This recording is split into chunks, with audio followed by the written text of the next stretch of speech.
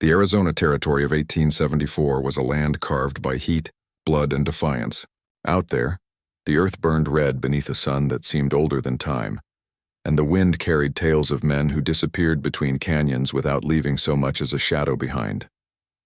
Every mile of desert was haunted, not by ghosts but by the memory of those who had tried to tame it and failed. The town of Dos Rios stood stubbornly in that wasteland like a splinter in the hide of the wilderness. Built on the edge of Apache lands, it was more dust than wood, more whiskey than water. Its streets were lined with weathered faces and sun-bleached dreams, the kind of place where every man carried a gun and every woman carried secrets. They said the territory was ruled by no law except the one carried by a man's hand. But there was one name that even the gunmen whispered with caution: Taza, the Apache who ruled the mesas to the south. To settlers, he was a savage who struck from nowhere, vanishing into the stone like smoke. To his people, he was the son of the mountain spirits, a war chief chosen by the wind itself. The soldiers from Fort Lowell had hunted him for years, but the desert seemed to fight for him, and into this world rode Evelyn Hart, a woman who did not belong to the frontier, yet seemed carved for it all the same. She was 23, daughter of Colonel Nathaniel Hart, a Union veteran who had traded his commission for land and the promise of peace. Evelyn had been raised back east, in the cool civility of Boston, all white gloves and polished speech, until her father summoned her west to help with the trading post he ran for both settlers and local tribes. Most women would have balked at the idea of living among dust storms and danger, but Evelyn wasn't most women. The genteel world had bored her. The endless talk of suitors and soirees, the dull safety of city life. She wanted to feel the world, to see the kind of beauty and savagery the West offered in equal measure. Her father, gruff and weather-beaten, warned her of the dangers beyond the creek. "There's a reason we build fences, Evie," he told her one morning as she saddled the mare. "And there's a reason I keep crossing them," she shot back, half smiling. It wasn't that she didn't believe in danger, it was that she believed in herself more. The morning she saw him, the desert was strangely still. She had ridden past the San Pedro River, the mare's hooves kicking up clouds of gold dust that shimmered in the sunlight. The horizon was a shimmering mirage, endless and alive. She dismounted to rest, running her fingers through the hot sand.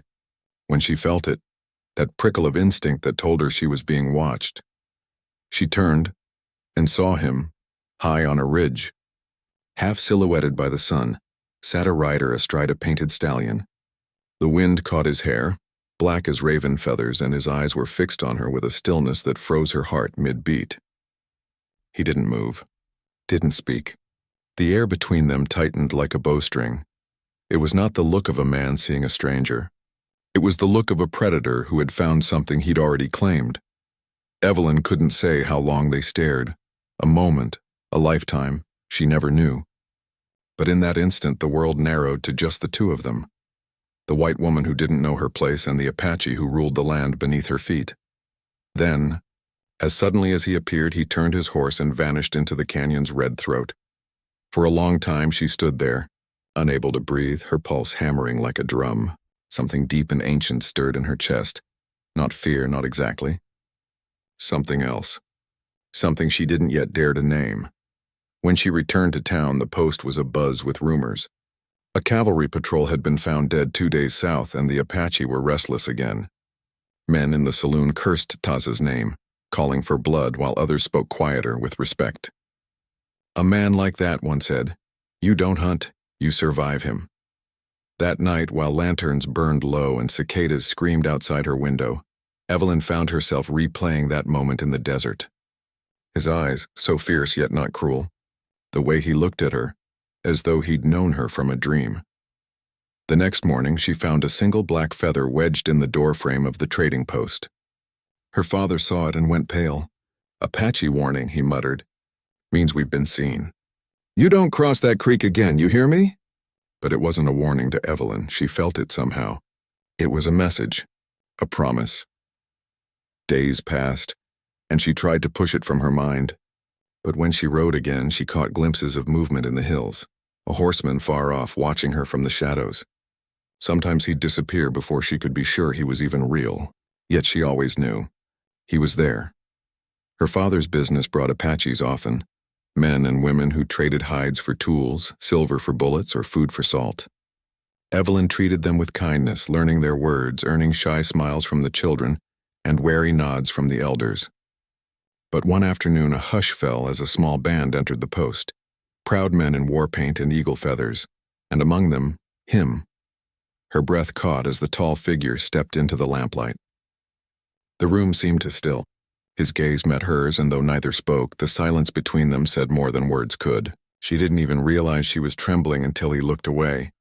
Her father didn't notice, but the old Apache woman beside the counter did. She murmured something in her tongue and smiled faintly as if she knew. When Taza and his men left, Evelyn followed them outside, her heart thundering. She wanted to speak, to say something, but when he turned and met her eyes, all thought fled. The world went still again. He said nothing, only inclined his head once in silent recognition, before mounting his horse and riding off into the sunset. And in that golden light, she understood something terrible and thrilling. She had been seen, truly seen, by a man who ruled this wild land in a way no law or soldier ever could. That night, the wind rose across the plains, rattling shutters and howling through the canyons. Evelyn couldn't sleep. She stood by the window, watching the moonlight spill over the desert, and whispered softly to the darkness, "Who are you?" But she already knew the answer. The frontier was not a place for soft hearts or easy lives. Yet somehow she sensed her fate had already been decided. Not by God, not by man, but by the desert itself. And the desert had chosen to bind her to the Apache with the burning eyes. The woman who defied boundaries had crossed one that could never be uncrossed. And somewhere beyond the hills, under 1,000 stars, the Apache chief stared into the same sky, knowing that the white woman with the fire spirit gaze would change everything. For her, for him, and for a land soaked in both blood and longing. The mesas rose like red stone cathedrals against the morning sky, their faces carved by wind and time. To most who rode through that country, they were lifeless monuments. But to the Apache, they were sacred, each canyon a heartbeat, each shadow a memory of ancestors who had walked the earth before the white man ever dreamed of crossing it. High above those winding canyons lived Taza, son of Chief Naiche, heir to a bloodline of warriors and spirit keepers. To his people, he was more than a man. He was Doti, the hawk of vengeance, born under a storm that split the sky and marked him as chosen. His name alone carried the weight of both protection and fury. When Taza was a boy, soldiers came to their village in the night. His brother, Chato, fell with a bullet through his chest, and their mother was taken away in chains. From that day forward, Taza swore his life to the mountains and to the vengeance of his tribe. He learned the songs of the wind and the secrets of the hunt. He could track a man through stone and make himself disappear in sand. By the time he reached manhood, his legend was already spreading. The Apache who ruled the Red Mesa, who could strike from nowhere and vanish like smoke. Yet there was a cost to legend. Power left no room for peace. In his camp, where the fires burned low and drums echoed through the canyon walls, Taza sat apart from his people, a figure carved of obsidian and silence. His warriors laughed and shared stories of raids and hunts, but their chief's eyes always searched the horizon, for danger, for meaning, for the ghosts that would not rest. It was during one such night that a scout approached, kneeling before him. "A white woman crossed the San Pedro alone," the scout said in their tongue. "She rode into the Canyon of Spirits." Taza's eyes narrowed. No one rode there, not traders, not soldiers, not even fools. The canyon belonged to the gods, and to trespass there was to tempt fate. "Why do you bring me tales of a woman?" he asked quietly. The scout hesitated. "Because she did not run when she saw me. She looked at me as if she feared nothing." That alone was enough to stir Taza's curiosity. Among his people, courage was sacred. Among his enemies, it was rare. The next dawn, he saddled his painted horse and rode toward the canyon. The desert shimmered with heat.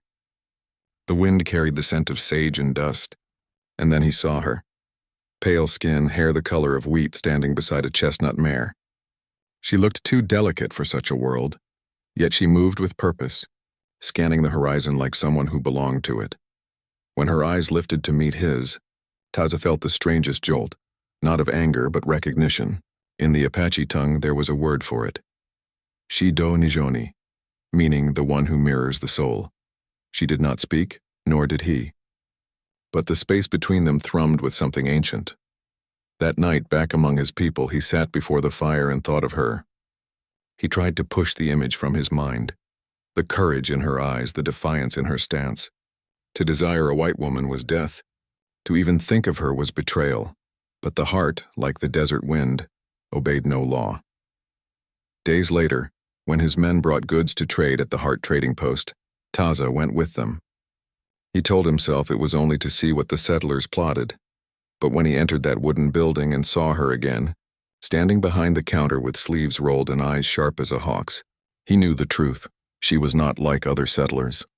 She did not shrink at the sight of his war paint. She looked at him with curiosity, not disgust. The air between them seemed to still as she passed him a bundle of cloth. Their fingers brushed, a brief electric spark, and though neither moved, something had shifted forever.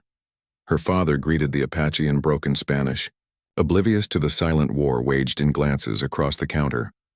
When Taza left, he paused at the doorway, turning back once. "Evelyn," he said softly, tasting her name as if testing its weight. Her breath caught. He spoke her name perfectly, without hesitation. No man had ever said her name like that, as if claiming it. After that day, the world seemed to conspire against reason. Evelyn saw him in her dreams. His face lit by firelight, his voice a whisper of wind through canyons. And in the wilderness far from town, she sometimes glimpsed his figure on the ridges, watching silently. She told herself it was imagination. But deep down she knew the truth. The desert itself was drawing them together. For Taza, the struggle was a storm inside. The elders warned him that the white man's world would destroy anything it touched. "They come with words of peace," his uncle said, "but their peace is made with iron." Yet when Taza closed his eyes, all he saw was the woman's gaze, unyielding, fearless, alive. When a messenger from the north brought news of soldiers burning an Apache camp, Taza gathered his warriors for vengeance.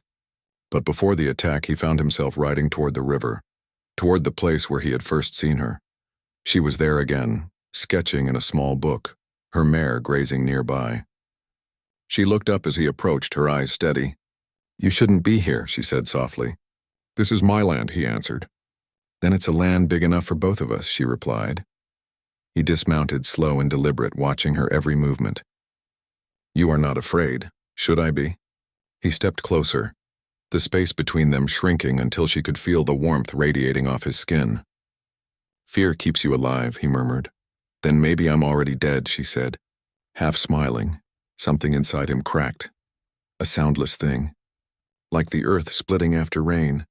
They spoke little after that. He left her with a look that burned hotter than the noonday sun, a look that said more than words ever could. That night, as the moon rose over the mesa, the wind carried whispers through the Apache camp. The chief was changing.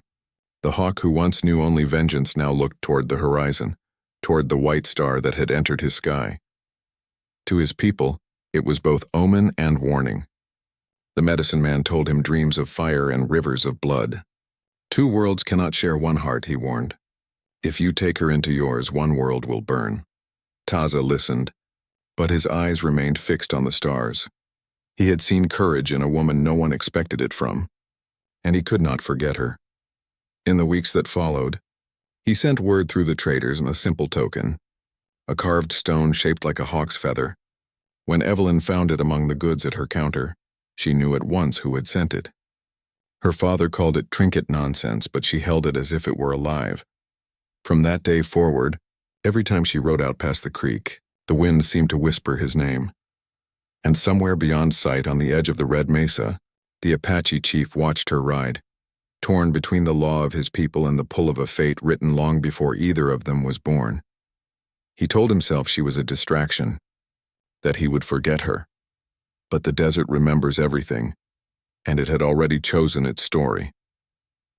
The desert had its own kind of silence, not the gentle quiet of peace, but the sharp stillness before a gunshot. It was in that silence the Arizona territory waited, brittle and ready to break. The fragile truce between settlers and Apache had held by threads woven of trade and necessity. Colonel Hart's trading post sat like a bridge across a canyon, its planks groaning under the weight of suspicion. Every handshake was a gamble, every smile a mask. when word came that a wagon train had been found burned near the foothills. 15 settlers dead, wagons blackened to ash, the wind shifted. The U.S. cavalry blamed the Apache immediately. Men in Dos Rios spat the name Taza like a curse. They said the savage chief had finally shown his true nature. Evelyn Hart knew better. She had seen the truth in his eyes. Fierce, yes, but not cruel. Still, she felt the walls closing around her. Her father forbade her to speak of the Apache, to even mention the Red Mesa. But Evelyn had always been a creature of defiance, so, when dusk painted the sky in the color of blood, she saddled her mare and rode into the canyon alone. The soldiers called it foolishness. The townsfolk called it madness. But the desert understood. Some things can't be left to die behind closed doors. She rode hard, dust swirling around her like ghosts. By the time she reached the foothills, the moon was climbing the eastern sky, silvering the rock walls. She didn't need a guide. Her heart pulled her where her mind dared not go. And then she saw him. Taza stepped out from the shadows like he had risen from the earth itself. The torchlight from her saddle lantern flickered against his face, painted in streaks of red and black, eyes glowing in the half-dark. "Why do you come here?" he asked, his voice deep, slow, carrying the rhythm of thunder far off in the mountains. "Because they say you did it," she answered. "That you burned those wagons. That you killed those people." His jaw tightened. "You believe them?" She met his gaze. "I don't know what to believe, but I had to hear it from you." He stepped closer, the sound of his boots soft in the sand. "The ones who died were traitors. They carried rifles hidden under flour sacks. They were sent to kill my people." The way he said it, steady, cold, without plea, made her believe him. "But why not tell the soldiers?" she pressed. "Why not explain?" "Because they do not want truth," he said. "They want war." The canyon wind rushed between them, tugging at her hair. His hand rose instinctively, not to touch but to stop a strand from catching on her face. For a heartbeat, their fingers hovered, and in that stillness something greater than words passed between them. For the first time, she saw the man beyond the legend, the leader burdened by the weight of his people, the son haunted by blood on both sides. "You should go," he said finally. "They will come for me soon. If they find you here, they will call you traitor." She didn't move. "I can't let them hang you for something you didn't do." A flicker of something, pain, maybe admiration, crossed his features. "Then you will burn with me." But she stayed. That night they spoke until the stars burned low. He told her of the Red Mesa's spirits, of the old songs that said love and death walked hand in hand. She told him of her mother, who had died back east before ever seeing the frontier. He listened, silent, as if memorizing the cadence of her voice. When dawn broke, the desert stretched between them like a promise and a curse. She returned to town, her heart a storm. She spoke to the soldiers, begged them to wait to seek proof before spilling blood. But soldiers in the frontier didn't trade in proof. They traded in vengeance. That night, Fort Lowell's bugle cried out across the valley. The war drums answered from the hills. The hunt for Taza began. Evelyn tried to warn him. She rode to the mesa again, this time with the smell of smoke in the air and the echo of gunfire rolling across the plains. But when she reached the canyon, she found blood in the sand, and Taza wounded half-conscious near the riverbank. He had been ambushed, shot through the shoulder. His horse lay dead nearby. "Evelyn?" His voice was raw, his breath shallow. "Why did you come?" "To save you," she said, already tearing fabric from her dress to stop the bleeding. He laughed bitterly. "You save me, they kill you." "Then we'll run," she said, her hands trembling but determined. "Both of us." She hid him in the cellar beneath her father's post, behind barrels of grain and crates of tools. For 3 nights she nursed him, cleaning the wound, feeding him, keeping watch while her father slept unaware above them. Each night, as the wind howled through the cracks, he told her stories of the desert, of coyotes who sang to the moon, of lovers who became stars. His English was rough, but his words carried a poetry that made her heart ache. One night, when fever took him, he murmured in Apache, her name tangled among words she didn't understand. She bent close, whispering, "I'm here." He opened his eyes, dark and fevered, and for a moment she thought he didn't see her at all, but someone older, someone long gone. Then he reached up, fingers brushing her cheek, and said in English, "You shouldn't have come." She caught his hand, pressing it against her face. "I couldn't stay away." The fever broke by morning, but the soldiers were closing in. They searched every shack, every canyon, every shadow. The sound of hooves thundered like judgment. Her father discovered the truth first. The blood on her hands, the food gone missing, the strange silence from the cellar. When he opened that door and found the Apache chief lying there, he froze. "Good God," he whispered. Evelyn stepped between them. "He's innocent, Father. Please, if you tell them, they'll hang him." Her father's face was gray with horror and betrayal. "You've doomed us all," he said quietly. That night, under cover of darkness, she smuggled Taza out through the back, down by the river. The moonlight traced silver lines on his skin as he mounted a borrowed horse, still weak but alive. "You can't stay," she said. "They'll never stop hunting you." "And you?" he asked, looking down at her. "I'll make them listen," she said. "I'll make them see who you are." He smiled faintly, sorrow in his eyes. "They will never see. Only you do." He leaned down then, just close enough that his breath brushed her hair. "One day, when the wind calls your name, follow it. I will be there." Then he turned his horse and disappeared into the darkness, leaving only hoofprints and silence behind. When the soldiers came to the post the next morning, they found nothing. The cellar was empty, save for the faint scent of smoke and sage. Evelyn told them he had died of his wounds and drifted downriver.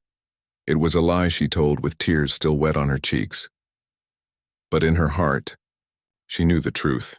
He was alive, somewhere in the red canyons, waiting for the storm to pass. And though she didn't know it then, that storm was only beginning.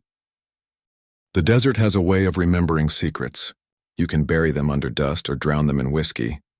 But when the wind shifts, it brings everything back. For weeks after she saved him, Evelyn lived as if between two worlds. The trading post stood quiet under the wide Arizona sky, yet beneath its worn floorboards she could still hear the echo of his voice, the low rumble, the whispered stories of stars and spirits. Every time the wind swept through the mesquite trees, she thought she heard him call her name. Her father had changed since that night. His shoulders, once straight as a rifle barrel, now bent under the weight of anger and confusion. He'd lost faith, not just in his daughter, but in the fragile peace he'd spent years trying to build. He no longer spoke to the Apache traders, nor to the soldiers who demanded information. He simply sat behind the counter, eyes hollow, as if the war had finally come home. Evelyn tried to mend what she could, selling flour, stitching blankets, pretending not to see the wanted posters tacked to every wall. Wanted, Taza of the Red Mesa, dead or alive. Reward, $500. She tore one down when no one was looking, folding it into her pocket. The paper smelled of dust and iron and grief, but Taza was alive. She knew it. Every morning she'd ride past the creek, searching the horizon for movement. Sometimes she saw a hawk circling the mesa, and she'd whisper, "I'm still here." It was foolish, perhaps. But love in the West was always a kind of madness, a fire you fed even when it burned you. Then one evening, as twilight bled over the hills, she found him again. He stepped out from behind the rocks like the desert had given him back. His arm was still bound where the bullet had passed through, but his stance was strong, the proud, silent strength of a man who owed nothing to the world. For a long moment, they said nothing. The air was thick with dust and longing. "I thought you were gone," she breathed. "I was," he said simply. "Now I am not." A faint smile touched his lips. For the first time, she saw softness in him, not weakness, but a kind of weary peace. He reached into his satchel and handed her something wrapped in deerskin. She opened it carefully. Inside was a silver pendant and a small hand-carved hawk. "It is yours," he said. "It will keep the wind with you." Her fingers trembled as she closed it in her palm. "Taza," she whispered. "If they find you, they will not," he said. "Not if you stay away," but she didn't stay away. She couldn't. From then on, they met in secret, in the canyon where the water whispered over stone, where cactus flowers bloomed even in drought. She brought him food, medicine, and words from the outside world. In return, he gave her the stories of his people, their songs and their ghosts. In the soft light of those evenings, their worlds blurred. She was no longer the trader's daughter, and he was no longer the outlaw chief. They were just two souls carved out of the same stubborn earth. He taught her to ride without fear, to listen for the pulse beneath the wind. She taught him to read. Small words at first, traced in the dirt with a stick. Love, she wrote one night, the letters crooked in the sand. He looked at them a long time before speaking. In my tongue we have no word for that, he said. Only for the spirit that binds two hearts. And what is it called? She asked softly. Kosa. She repeated it, the sound strange on her lips, yet it felt like prayer. But the world beyond their canyon was changing fast. The soldiers were restless. The settlers angry. A rumor spread through the territory that the Apache were preparing for war again, that the Red Mesa chief was gathering his warriors for a final stand. When the army arrived at Dos Rios, the air turned to steel. Colonel Samuel Rains, her father's old comrade from the war, led them, a man who believed mercy was weakness and vengeance was justice. He rode in with 50 men, their boots pounding the ground like drums of doom. Rains greeted Colonel Hart with cold courtesy. We've tracked the Apache ghost to these hills, he said. You wouldn't be hiding him, would you, old friend? Her father, weary and broken, could only shake his head. If I were, he said quietly, it's because the law out here don't know the meaning of right and wrong anymore. That night, Evelyn overheard the soldiers' plan. They would torch the mesa at dawn, burn out anything that moved, man or beast. Her blood ran cold. Before the first light touched the sand, she saddled her horse and rode hard into the canyon. The wind screamed her name, but she didn't stop. Taza was waiting as if he had known she would come. They are coming, she gasped. You have to run. He shook his head. I will not leave my land. If they burn it, they burn me with it. Then I'll stay with you. She cried no. His voice was sharp, fierce, but his eyes were breaking. You must live. You are not meant to die in this fire. Before she could answer, the thunder of hooves echoed through the canyon. Soldiers appeared on the ridges, rifles glinting. The first gunshot split the air. Taza seized her arm and pulled her behind the rocks. Bullets tore through the cactus, kicking up dust and stone. The sound was deafening. We can't fight them all, she shouted. He looked at her, and in that gaze she saw everything. Love, fury, surrender. I told you once, he said, voice low against the chaos. Fear keeps you alive. But love makes life worth dying for. Before she could reply, he pushed her toward her horse. Go, but she didn't go. She turned back just as the soldiers reached the lower canyon. Her father was among them, shouting orders, rifle raised. Then came the shot. It wasn't aimed at her, but at Taza. He moved to shield her, but the bullet found another target. Her father staggered back, struck through the chest. Father! Evelyn screamed, running toward him. Taza caught her as she fell to her knees beside the dying man. Colonel Hart's eyes fluttered open, filled with confusion and sorrow. His blood soaked her hands. Evie, he gasped, I only wanted to keep you safe. And then he was gone. The world went red. Flames spread from the gunfire, catching the dry brush. The canyon roared with smoke and screams. Taza lifted her into the saddle. We must go, he shouted. Together they rode through the inferno, the sky raining embers, the river glowing with reflected fire. The soldiers' shouts faded behind them as they vanished into the maze of rocks and shadows. By dawn, the trading post was ash, the flagpole charred, the town silent. The white men said the Apache took the colonel's daughter that night, dragged her into the wilds. Others said she went willingly, following the man who had stolen her heart. But those who lived long enough to tell the tale swore they saw them once more. Far on the horizon, two riders silhouetted against the rising sun, bound together by flame and fate. And in the desert wind that swept through the burned canyon, the ashes whispered their names. The desert forgets nothing. It buries bones, swallows towns, and erases roads, yet somehow it remembers love. Weeks passed since the fire in the canyon. The army had pulled back, leaving nothing but ash and silence. The wind whistled through the charred remains of Dos Rios, carrying the scent of smoke and sorrow. Travelers who passed through said they'd seen two sets of tracks heading west, one horse, one mare, both riding deep into Apache country. Evelyn Hart had vanished from the world of white men. Some said she'd been taken.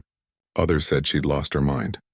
But the truth lay far beyond their reach, deep within the blood-colored mesas where the land itself spoke in whispers. Taza had brought her to the high country, where the rivers ran cold and the stars seemed close enough to touch. His people, scattered and hunted, gathered again in secret camps among the cliffs. They watched her with silent, measuring eyes. To them, she was the daughter of the enemy, pale, fragile, wrapped in sorrow. But when she tended the wounded and shared her meager food, they began to soften. She learned their words, their songs, their silences.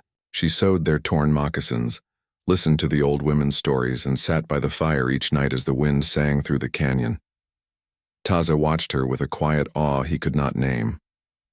She had lost everything, her father, her home, her world, yet she stood tall, like a tree that refused to bend to the storm. One night, beneath a blood-red moon, she asked him, "What will become of us, Taza?" He looked toward the horizon, where the plains shimmered like molten glass. "We live until the land forgets us," he said. "Then we become part of the dust." She stepped closer, her voice barely a whisper. "And love?" He met her eyes. "Love," he said softly, "is the only thing the desert cannot bury." That night they stood together in the stillness, the firelight painting their faces gold. For the first time, there were no words between them, only the pulse of their hearts and the slow rhythm of the wind. The months that followed were cruel. The Army's patrols swept through the valleys, searching for any sign of Apache camps. Hunger stalked the tribe. Their horses grew thin, their fires small. But Taza's resolve was iron. He would not surrender his people, or her. Rumors reached them of new treaties, new betrayals. The white generals called for peace even as they built new forts. The old chiefs spoke of prophecy, of a warrior who would unite the last of their kind. Many looked to Taza. He had become a symbol, a shadow that haunted the borders. Evelyn knew what it meant. The more they spoke his name, the closer death drew. One evening, while gathering water from the spring, she heard voices down the valley. Soldiers, moving in silence. Her heart froze. She ran back to the camp. "Taza, they found us!" The tribe moved fast, packing what little they owned. But there was no time. The mountains trapped them. Sheer walls of red rock on one side, rifles on the other. Taza stood in the center of the canyon, his bow in one hand, his pistol in the other. The men gathered behind him, ready to fight. Evelyn grabbed his arm. "There's no way out," she cried. "There is always a way," he said. But this time she knew he meant something more than escape. The soldiers advanced, blue coats glinting in the sun, rifles raised. Their leader called out, "Taza of the Red Mesa, surrender and your people will be spared." Taza's voice rang out like thunder. "You cannot spare what you never gave. This land was ours before your flags touched it. We bow to no man." The first shot came from the cliffs. It struck the ground near Evelyn's feet, sending up a burst of dust. Chaos erupted, screams, smoke, gunfire echoing off the rocks. Evelyn fell to the ground, covering her head. The air filled with the bitter scent of gunpowder. She saw Taza firing from behind a boulder, his movements calm, precise. He was everywhere at once, a ghost in the dust. Then came the second shot. It hit him high in the shoulder, spinning him backward. She ran to him, heedless of the bullets. "Taza!" she cried, pressing her hands to the wound. He gritted his teeth, blood darkening his tunic. "You must go." "I'm not leaving you," she said fiercely. "Not again." He tried to stand, but the strength drained from him like sand from a broken hourglass. Around them the fighting raged. The Apaches were being pushed back, their line breaking. Evelyn looked to the cliffs. There was only one path, a narrow ridge that led to the open desert beyond. She half dragged, half carried him toward it. The soldiers saw them, shouted when fired. Bullets hissed past like angry hornets. She stumbled but didn't stop. Her breath came ragged, her heart pounding like a drum. When they reached the top, she turned. Below them, smoke curled through the canyon like a dying serpent. Taza leaned against her, his face pale. "The land remembers," he murmured. "Even if we fall, the wind will carry our names." "Then let it," she whispered. "Let it carry us both."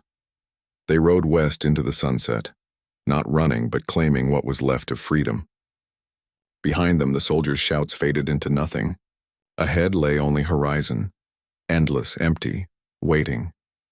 For 3 days they rode until the desert turned to salt and the stars became their only fire. When his strength finally failed, they stopped beside a dry riverbed. Evelyn knelt beside him, tears tracing the dust on her cheeks. Don't leave me, she whispered. He smiled faintly.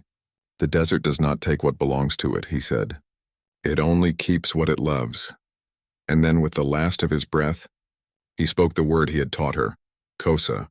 She pressed her forehead to his, whispering it back through her tears. When dawn came, the wind rose over the riverbed, lifting the dust in soft spirals.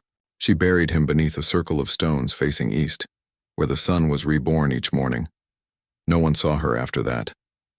Some say she wandered the mesas alone, wearing the silver hawk he'd given her. Others swear she became a spirit of the desert, a pale figure who walks the ridges at dusk, guarding the place where love met fire. And when the wind howls through the canyons of Arizona, the old ones still tell the tale of the woman who defied the Apache who ruled the territory, and how he claimed her, not with chains or force, but with a single glance that burned forever in her soul. The land remembers them still. Their names are written not in books, but in the dust and the wind, in every whisper of the red horizon where love and death ride side by side.